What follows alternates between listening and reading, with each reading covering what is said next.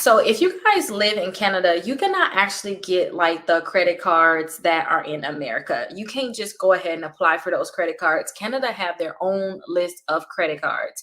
Now, I actually put together a list. It's over 65 credit cards just for Canada.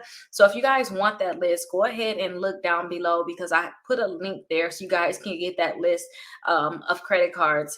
They do not have like the thing in America where you guys can pre-qualify for your credit cards, but definitely check that list out to see which credit cards you can get. Do some research and see which ones that you do like.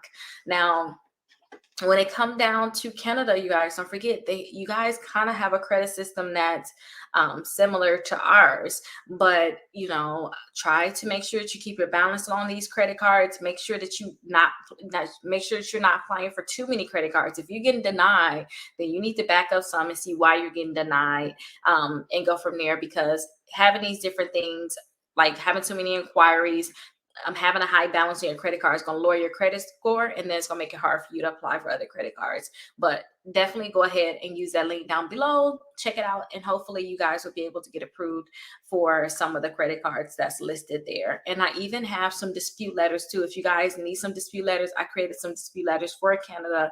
And then also I have the Equifax dispute letter that you guys can use that came directly from Equifax to go ahead and remove those accounts. So go ahead and check out